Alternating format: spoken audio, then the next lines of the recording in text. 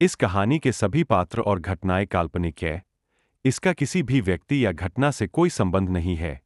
इस कहानी का उद्देश्य किसी भी जाति धर्म आदि की भावनाओं को ठेस पहुंचाना नहीं है। यदि किसी व्यक्ति से इसकी समानता होती है तो उसे मात्र एक संयोग कहा जाएगा। अनीसा को गिरने से बचाने वाला अंकित था। अनीसा को ठीक से संभालकर स्टूल पर बैठाने के बाद अंकित ने अनीसा की ओर देखा।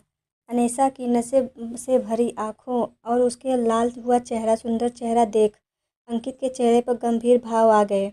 उसने तीखी और गुस्से भरी नज़रों से अपने आसपास देखा। तभी रोनित खुदकते वहाँ आया और उसने अंकित से उत्सुकता से पूछा, नशा चढ़ा? नशा चढ़ा क्या इसके ऊपर? रोनित की बात सुनकर अंकित की आंखें सिकुड़ गई। उसने शक भरी नज़रों से रोनित को घूरते हुए पूछा, "तू ऐसा क्यों पूछ रहा है?"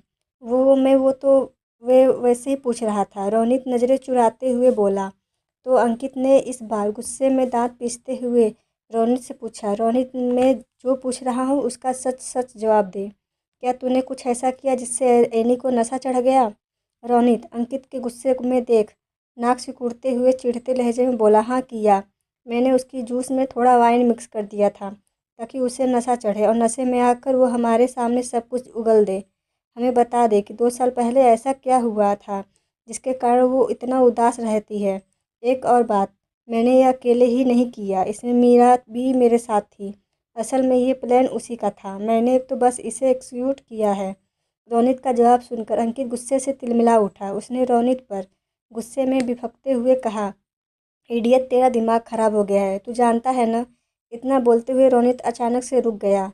उसे अब जाकर इस बात का एहसास हुआ था कि अनीसा शांत है। ड्रंक होने के बाद उसका शांत रहना इस सृष्टि का सबसे बड़ा अजूबा जैसा था। मगर इस अजूबे को होने में अभी काफ़ी वक्त था, क्योंकि अनीसा असल में शांत नहीं थी। वो एक्चुअल में वहाँ थी ही नहीं, वो वहाँ से गायब थी।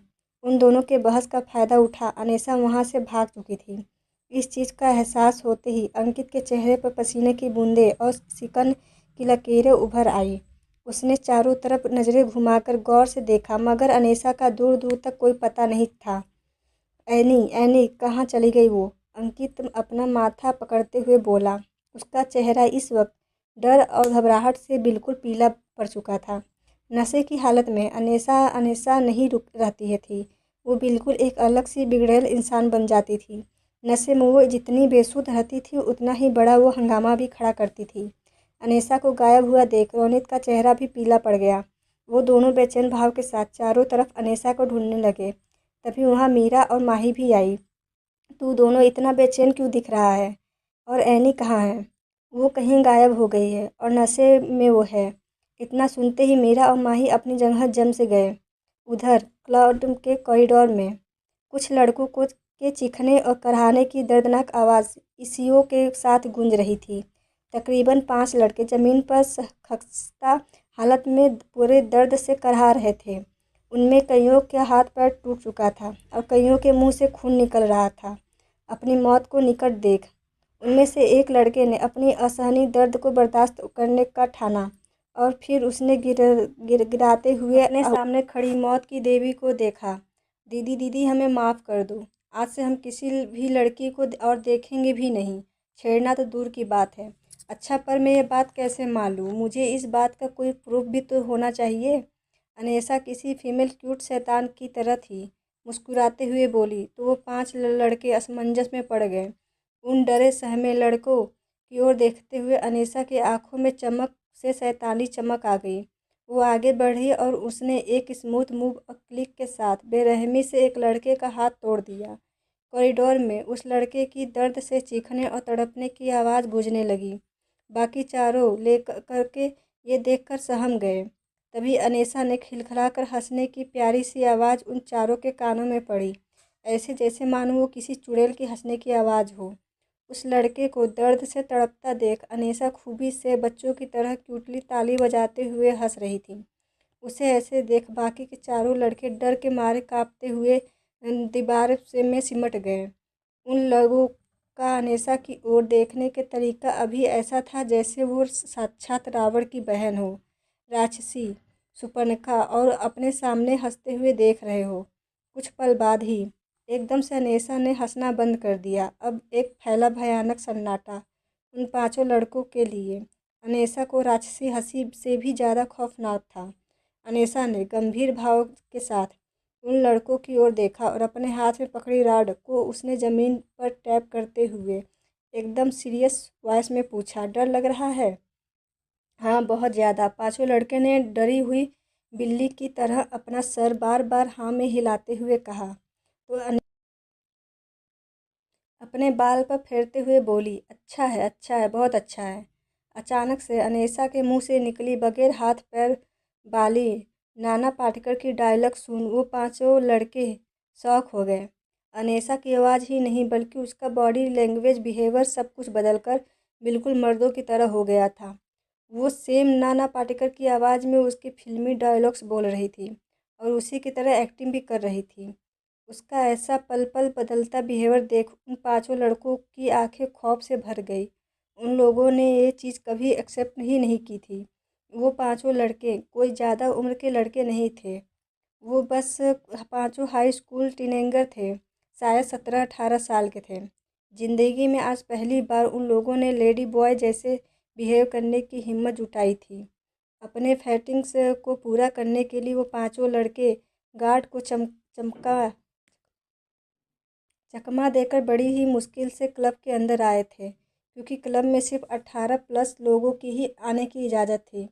जब सुनसान कॉरिडोर में उन्हें नशे में धुत लड़खड़ाती हुई अनेसा दिखी तो वो पांचों लड़के उसका क्यूट मासूम चेहरा और नाजुक शरीर देख उसे छेड़ने चले आए थे, क्योंकि ये चीज़ उन लोगों ने फैंसी लिस्ट यानी बॉडी बॉय बनने की लिस्ट में शामिल था। मगर उन लोगों का यह भ्रम अनेसा ने करीब के आने के बाद अनगिनत टुकड़ों में बिखर गया। उसके करीब आने के बाद अनेसा ने अपना मासूम, नाजुक और क्यूट लड़की वाला मुखौटा उतार फेंका और धारण किया अपना असली भैंस यानी सुंदर राक्षसी भैंस। एक लड़के ने अनेसा की ओर देखते हुए दूसरे लड़के से फुसफुसा कर कहा, भाई यार, यह लड़की सिर्फ सनकी ही नहीं है, यह तो पोजेस्ड भी है। उसके अंदर पक्का किसी भी की आत्मा घुस गई है, तभी तो यह ऐसे डरावनी डरावनी आवाज़ें निकाल रही है।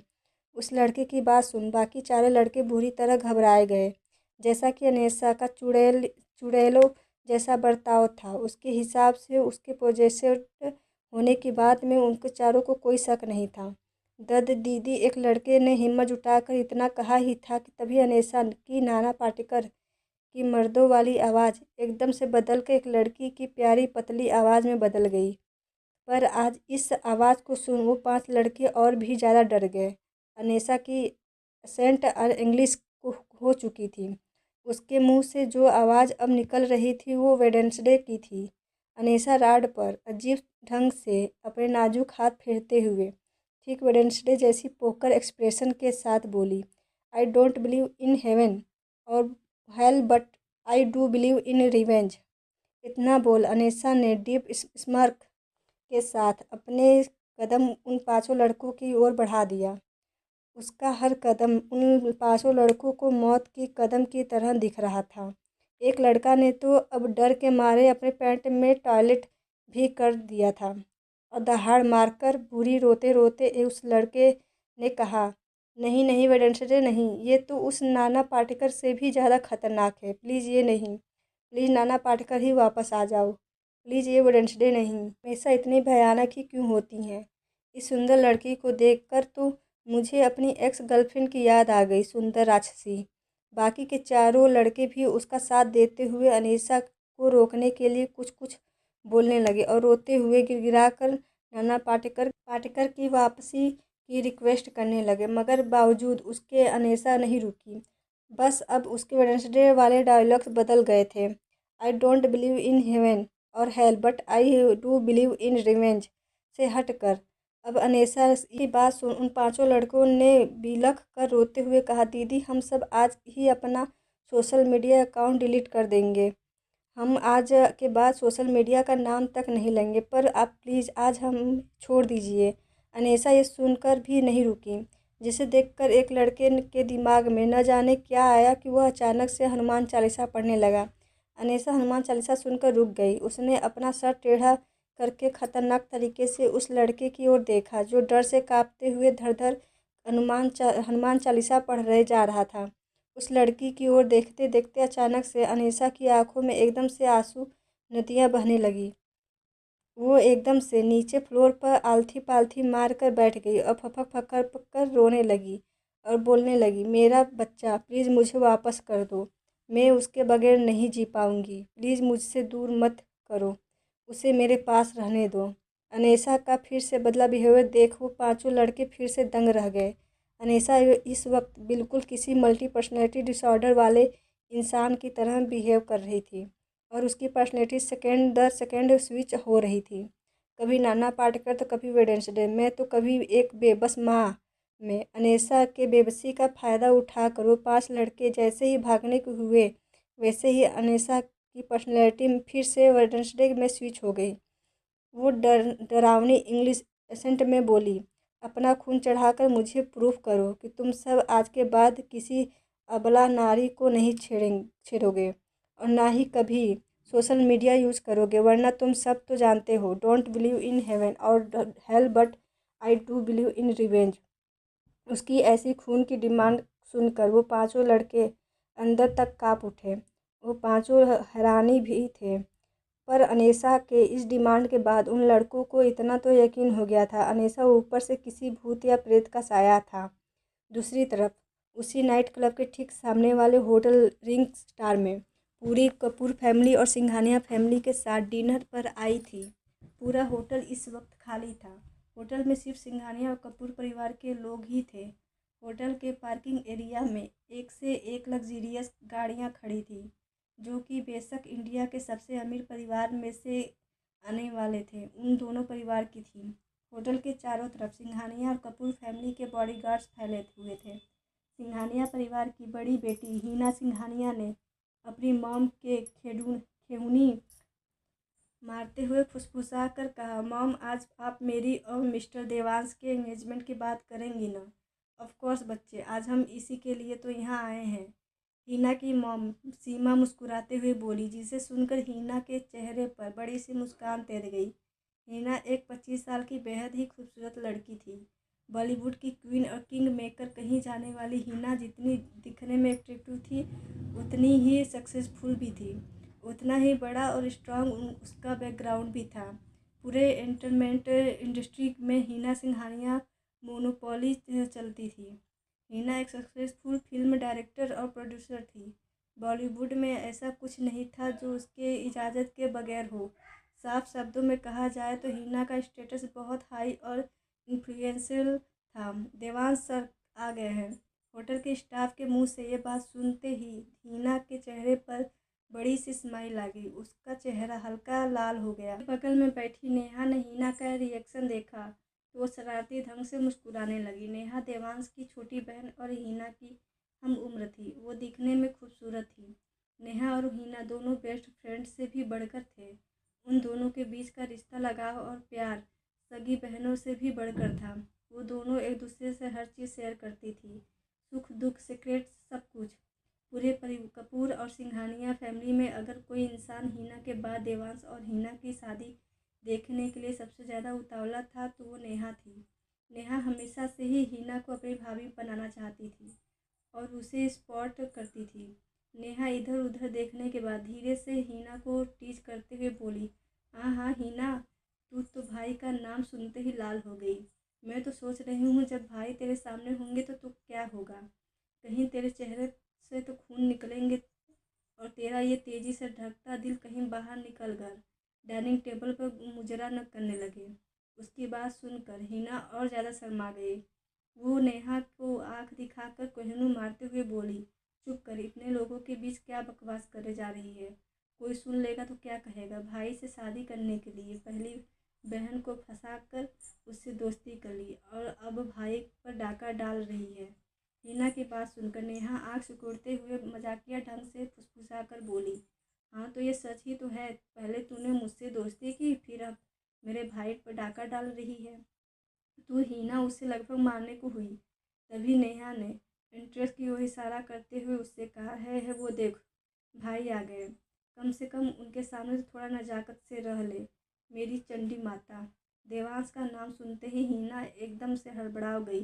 और जल्दी से अपने चेयर पर ठीक से बैठ गई। हिना ने अपनी आंखें बंद कर एक दो लंबी सांसें लेकर खुद को काबू किया। फिर उसने सर उठाकर एंट्रेंस की ओर देखा, जहाँ से देवांश आ रहा था। देवांश के आसपास 4 वेल ट्रेंड और वेल ड्रेस्ड बॉडीगार्ड्स पूरे डिसिप्लिन के साथ उसके आगे पीछे चल रहे थे। देवांश किसी से कॉल पे बात करते हुए सेंटर में चल रहा था। उसका पूरा फोकस अपने कॉल पर था। Black business suit, formal leather shoes और हाथों में महंगी ब्लैक चैन रिस्ट वॉच पहने देवांश बेहद ही चार्मिंग और अट्रैक्टिव लग रहा था। उसके चलने के तरीके में एक अलग ही क्लास था। देवांश का पूरा चेहरा मास्क से कवर था, मगर उसकी मस्कुलर बॉडी, टफ फिजिक और चार्मिंग पर्सनैलिटी देख कोई भी बता सकता था कि उस मास्क के पीछे एक बेहद ही हैंडसम चेहरा है।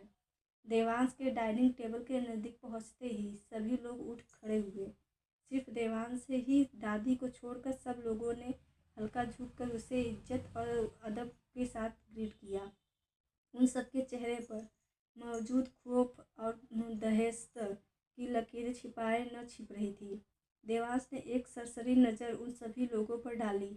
मास्क से बाहर सिर्फ उसकी काली आंखें ही दिख रही थी। उसकी गहरी काली आंखें एक्सट्रीमी कोल्डनेस से भरी हुई थी। उसके चारों नज़रों की तपिश मात्र खुद पर महसूस कर वहाँ मौजूद सभी लोगों के दिल में कंपन से उठने लगी थी।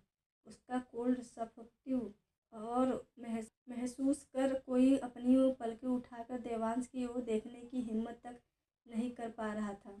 देवांश ने अपनी बात जैसी नज़रों से उन लोगों के भावों को, व्यथा को परखा। सबको खुद से इस कदर डरता देख मास्क के अंदर देवांश के होठों के कॉर्नर तिरछे मुड़े। हालांकि वह घमंड में मुस्कुराया नहीं, उसके होठ बस तिरस्कार से हल्के मुड़े थे। देवांश उन लोगों पर अपनी नज़र गड़ाए हुए फ़ोन पर बेहद ही गहरी ठंडी आवाज़ में बोला, वो जो करना चाहे उसे करने दो। बस इस बात का ख्याल रखना उसे किसी तरह की चोट न आए, और ये काम तुम सब दूर से करोगे।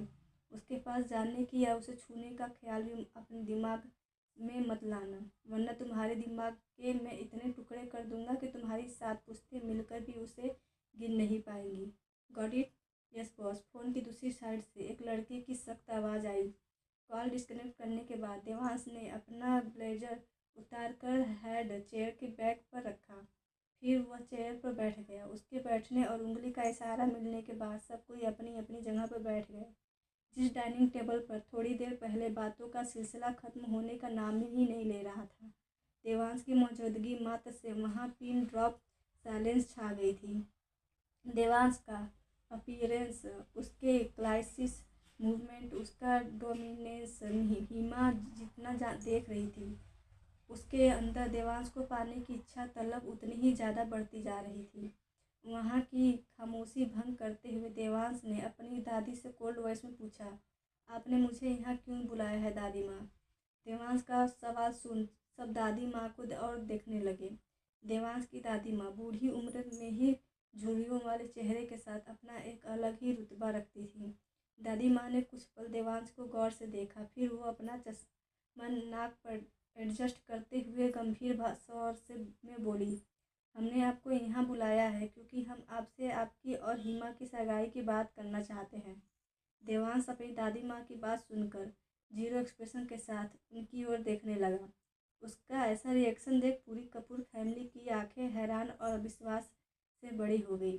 वहीं हिमा के चेहरे की मुस्कान उसके अंदर ही खुशी को बयां करते हुए उसके कान छूने लगी। देवांश नॉर्मली शादी का या सगाई का नाम सुनकर बहुत ज़्यादा गुस्से में आ जाया करता था, पर आज देवांश सगाई की बात सुनने के बाद भी बेहद ही काल्म और कंपोज्ड था। देवांश को शांत देख दादी माँ ने मौके का फ़ायदा उठाते हुए पूछा, देव, क्या आप इस सगाई के लिए राजी हैं?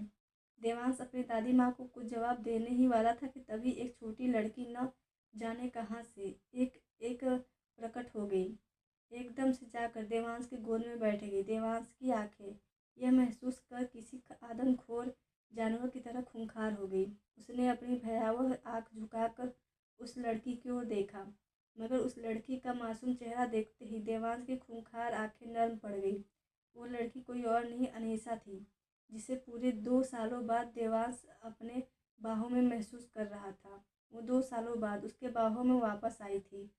देवांश ने कुछ पल तक अनीसा के सुंदर चेहरे को डीप इंटेंसिटी के साथ देखा। अनीसा भी अपनी पलकों तेजी से झपकाते हुए उसकी काली आंखों में देख रही थी।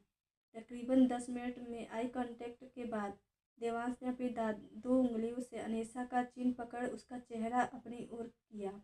फिर उसने लो अट्रैक्टिव वॉइस में झुककर अनीसा से पूछा, जान तुमने पी रखी है?